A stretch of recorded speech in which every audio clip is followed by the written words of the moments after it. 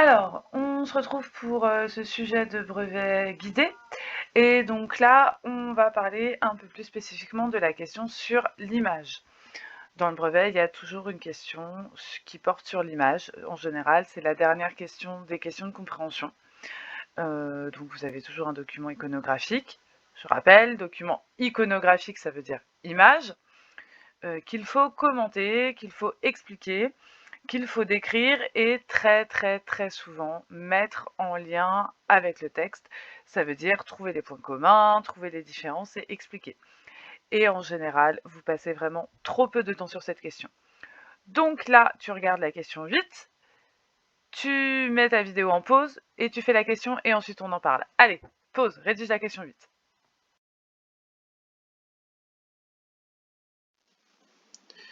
Alors, on se retrouve pour la question 8. Donc, on va la lire. Quel lien pouvez-vous établir entre la photographie de Robert Doisneau et le texte d'Albert Camus? Développez votre réponse en vous appuyant sur des éléments précis. Alors déjà, petit point sur la consigne. Dans la consigne, on te donne la nature du document, c'est une photographie. Donc ça veut dire qu'il faut que tu parles de photographie et non pas de tableau, de peinture. On te dit que c'est une photo. Ça, c'est la première chose. Ensuite, on te demande d'établir des liens. Ça, il faut vraiment bien comprendre. Ça veut dire que tu dois comparer ce qu'il y a sur la photo avec le texte.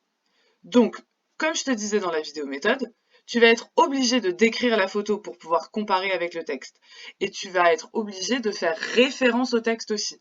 Donc, on va attendre deux choses. Des éléments qui viennent de ce que tu as vu sur la photo, de la description de la photo, et des éléments de ce que tu as compris du texte, donc des éléments du texte, des citations si possible. On te dit de développer ta réponse, donc ça veut dire que ça doit être une réponse un petit peu longue, et que tu dois t'appuyer sur des éléments précis. Elle rapporte jusqu'à 6 points. Donc 6 points, c'est à peu près 2 points par élément, donc on va essayer de trouver 3 éléments. On va voir, hein. Mais en général, on attend entre 2 et 4 éléments quand on vous demande de comparer un document iconographique, une image et le texte. Donc ce que je fais, c'est que je retourne sur mon image, sur la photo. Et là, eh bien, je vais prendre en note un certain nombre de choses. Déjà, qu'est-ce que je vois? Je vois une voiture qui est plutôt une carcasse de voiture. Donc ça, je vais pouvoir parler d'une carcasse de voiture. D'ailleurs, le titre, hein, on l'a ici, c'est la voiture fondue. Donc a priori, c'est une voiture qui a fondu. Ensuite, donc ça, c'était pour ce que je voyais. Il y a quoi d'autre que je vois? Je vois des enfants. Alors, il y en a combien? 1, 2, 3, 4, 5. Il y a 5 enfants qui ont pas tous le même âge. Ça, je vais le prendre en note. Qu'est-ce que je vois sur cette photo? Je vois donc 5 enfants d'âges différents. Ah, je ne fais que décrire ce que je vois. Alors, qu'est-ce qu'ils sont en train de faire? Est-ce qu'ils font quelque chose? Ils sont en train de jouer, donc ils jouent. Ils jouent où? Sur une carcasse de voiture. Je peux remettre le titre, hein, entre guillemets parce que c'est un titre. Une voiture fondue. Et là, je rédige pas encore, hein, je prends juste des notes. Donc voilà, j'ai ça, j'ai 5 enfants qui jouent. Bon, super. Ils ont des âges différents, donc tout ça, c'est ce que je vois. On verra après pour comparer avec le texte d'Albert Camus. Ensuite, qu'est-ce que je peux observer d'autre? J'observe qu'il y a 2 plans dans cette photo. Il y a un premier plan avec la voiture là et les enfants. Et à l'arrière-plan, j'ai un décor de ville, un paysage urbain. Et là, tu vois, j'ai utilisé les mots plan. À l'arrière-plan, j'ai utilisé un des mots qui était dans la vidéo pour le thème. À l'arrière-plan, le thème, c'est un paysage urbain, ça veut dire de ville.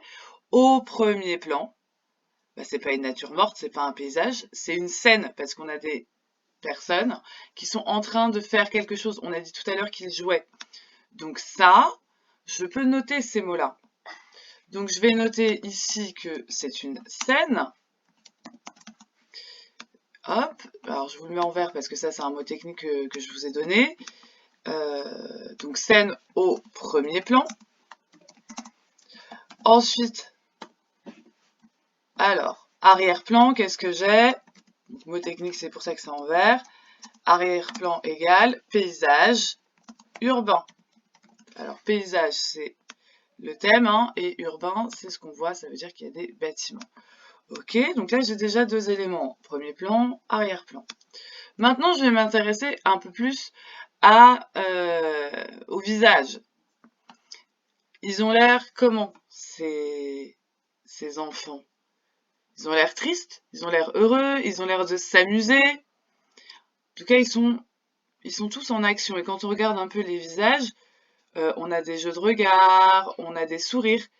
Donc du coup, ça, on peut le dire. On remarque qu'ils ont l'air d'être heureux. Ils sont en action et ils ont l'air d'être heureux. Donc ça, je le reprécise ici. Ils sont en action et ont l'air d'être heureux. Ok. Donc ça, c'est ce que je vois. C'est simplement, je n'ai fait que décrire là. Et donc, j'ai trois éléments. J'ai d'abord l'idée que c'est une scène, avec des enfants qui jouent sur une carcasse de voiture. Ensuite, j'ai l'idée qu'ils sont en action et qu'ils ont l'air heureux. Et enfin, j'ai l'arrière-plan qui est un paysage urbain. Alors, est-ce que j'ai pas des choses identiques dans mon texte? Et alors là, on vous a vraiment guidé dans ce brevet parce que si je reprends la question juste avant, où il y avait trois moments. Le premier moment, on avait dit qu'on l'appelait le cornet de frites, un moment rare de partage. Bah ça, cette idée de moment rare et de partage, ça va avec l'idée de scène, hein. Les 5 enfants, ils ont des âges différents, ils partagent des choses exactement comme dans le premier paragraphe. Donc là, au brouillon, je peux mettre, alors vous voyez, moi j'aime beaucoup les couleurs, donc je vais mettre ça en violet. CF, premier, alors on vous a mis les lignes, donc c'est ligne 1 à 12 du texte. Ça, c'est pour vous montrer que, vous voyez, ce que j'ai comparé avec le texte. Ils sont en action et ils ont l'air d'être heureux. Bah oui, pendant la baignade, rappelez-vous, on a dit une heureuse transformation. Et on avait une question du brevet, voilà, la 5A, qui nous demandait de montrer comment est-ce que l'écrivain faisait en sorte de montrer au lecteur que les enfants sont heureux. Donc il y a la même idée de bonheur. Donc ils sont en action et ont l'air d'être heureux. CF, donc ça veut dire confère, hein, ça veut dire d'aller voir. La question 5A. Donc là, je vais pouvoir réutiliser des choses que j'ai déjà mis là. Alors, par rapport au paysage urbain, est-ce que dans le texte, j'ai quelque chose de semblable? Bah, pas vraiment, hein, parce que dans le texte, c'est moins urbain puisqu'on est à la plage. Là, on est vraiment en ville, hein, sur la photo. Alors que dans le texte, on est plutôt dans un paysage marin, enfin balnéaire. Donc c'est pas tout à fait le même type de paysage. Mais c'est pas grave.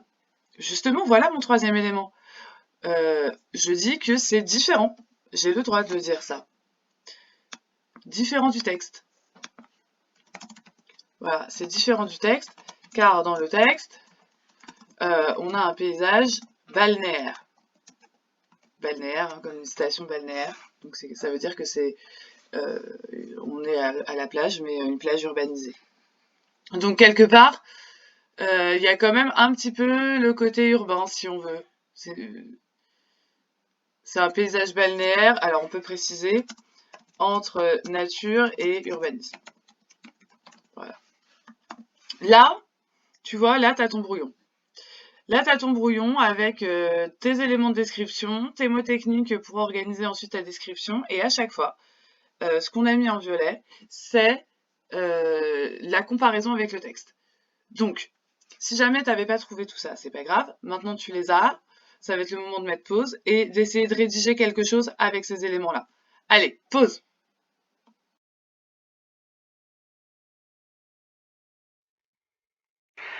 Alors, on y va pour la rédaction de cette réponse.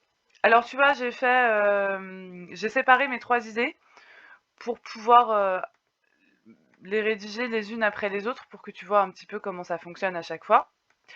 Donc, il faut dire de quoi on parle, ça c'est très important. Tu peux pas commencer par il y a 5 enfants d'âge différents. Ça c'est pas possible parce que t'as pas expliqué de quoi on parlait. Donc là, ta première phrase, elle doit rappeler les éléments que tu as identifiés. Elle doit rappeler la nature de l'œuvre, elle doit rappeler l'auteur et la date. Donc on y va. Sur la photographie, on écrit photographie en entier s'il vous plaît, c'est le brevet.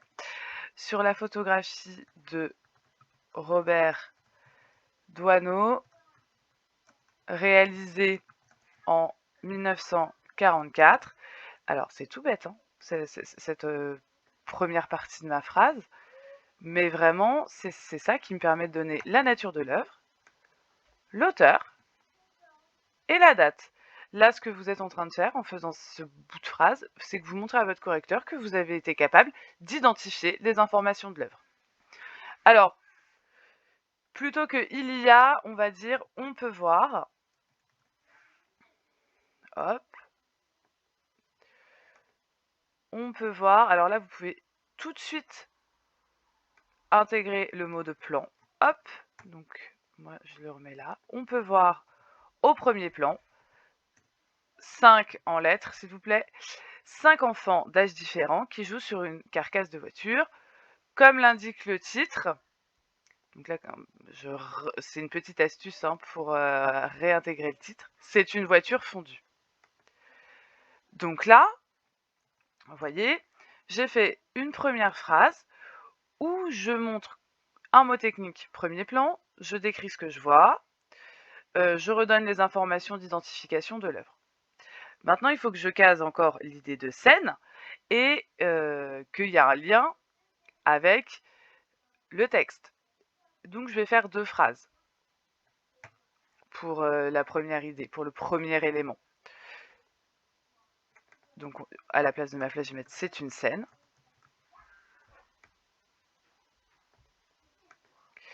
Et donc là, à la place de CF, ligne 1 à 12 du texte, qui rappelle celle des... Donc scène, c'est le mot technique. Rappeler, donc ça c'est quelque chose que vous pouvez utiliser pour montrer qu'il y a un lien entre les deux. Hein, qui rappelle celle des, je vais mettre ligne en toutes lettres, 1 à 12 du texte. Donc là, vous avez qualifié ce que vous voyez, vous avez fait référence au texte. Et donc, c'est là où il faut montrer que vous allez réutiliser ce que vous avez travaillé.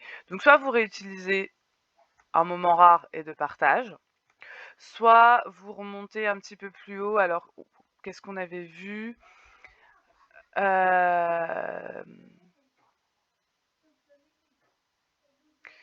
Bah, par exemple, il est écrit dans le texte, le petit groupe n'avait même pas l'argent d'un cornet. Si par hasard l'un d'entre eux avait une pièce nécessaire, il achetait son cornet.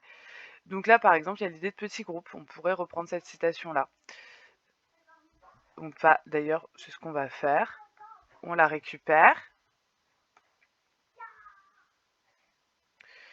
Hop. Qui rappelle les lignes où il est écrit. 2 points. Hop, je remets ma citation. Donc vous voyez, à la place de « en effet, il est écrit dans le texte », je peux utiliser « où il est écrit » pour introduire une citation.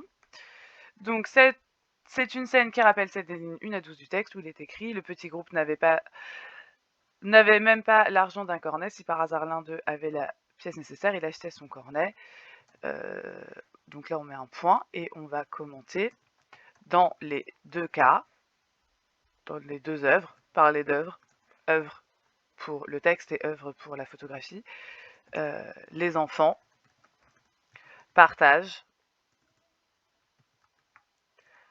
un moment rare. Hop. Alors, partage un moment rare, ça vous l'avez ressorti de la question. Hein. Tout ça, vous l'avez déjà travaillé. Bah, rien qu'avec ça, vous avez... Alors, rien qu'avec une réponse construite de cette manière-là, vous prenez la moitié des points de jour du brevet. Parce que vous avez vraiment là, dans ce petit bout de réponse, et encore on n'a pas tout dit, hein, vous voyez, mais on a des mots techniques. Premier plan, scène. On a une citation du texte. On a, ce que je vous ai mis en bleu, la description du texte, de l'image. Donc on a vraiment tout ce qu'on va attendre. On a, avec le violet, bien une comparaison. Et le point commun, c'est partage un moment rare. Donc ça, c'est le modèle de ce que vous devez faire. On a rappelé la nature, etc. Donc, je veux quand même ajouter mes autres éléments. Comme je vais ajouter une idée, rappelez-vous, en français, quand on veut ajouter quelque chose, c'est comme en maths, on utilise plus, sauf que je ne peux pas écrire juste plus, je vais mettre 2 plus. Donc 2 plus, hop, c'est pas du tout un mot technique, ça c'est un connecteur. Donc 2 plus, les... Alors pareil, là j'ai mis on peut voir au premier plan. Donc on constate, ou on remarque, si vous voulez. Donc on constate, on remarque, tout ça c'est des verbes de vision qui vont, je vais vous les souligner d'ailleurs, qui vont vous permettre de décrire l'image. Donc on peut voir, on constate que les enfants, du coup on n'en a pas parlé depuis longtemps, donc on va les remettre, que les enfants donc sont en action et ont l'air d'être heureux. Et donc là pareil, GCF, donc je vais le remplacer par autre chose, comme,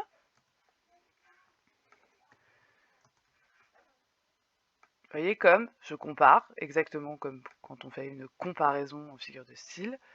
Donc vous n'allez pas mettre comme dans la question 5A, mais par contre vous allez vous servir de la question 5A. Donc je remonte, tac tac tac, et ben là, cette citation elle est parfaite.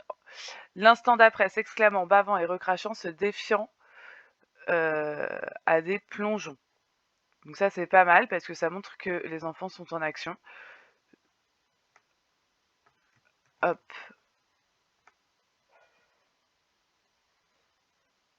Donc, de plus, on constate que les enfants, on constate sur l'image ou sur la photographie, ça sera mieux préciser parce que comme c'est un point commun, on va pas trop savoir. Photographie. Que les enfants sont en action et ont l'air d'être heureux, comme ceux décrits par Albert Camus. 2 points, et bim, je cite.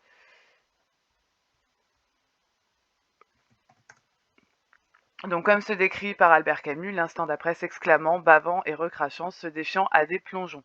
Ça suffit. Là, j'ai pas besoin forcément. On a compris, ils sont en action et ont l'air d'être heureux, comme ceux décrits, hop. Donc, vous voyez, là, ma réponse, d'un seul coup, elle est encore plus complète, mais on attend vraiment quelque chose d'un peu loin. Dernière idée, l'arrière-plan, parce qu'il faut quand même parler de l'arrière-plan. On aurait pu faire le premier plan ensemble, mais bon, on n'a pas fait le brouillon comme ça. Donc, dernière idée, je vais utiliser le connecteur logique qui dit à mon correcteur, c'est la dernière idée promis, et c'est enfin. Enfin à l'arrière-plan. Donc là, vous faites les deux en même temps. Enfin à l'arrière-plan, donc à la place du égal. J'ai déjà utilisé on peut voir, on constate. Ben là, je vais mettre on remarque. On remarque un paysage urbain.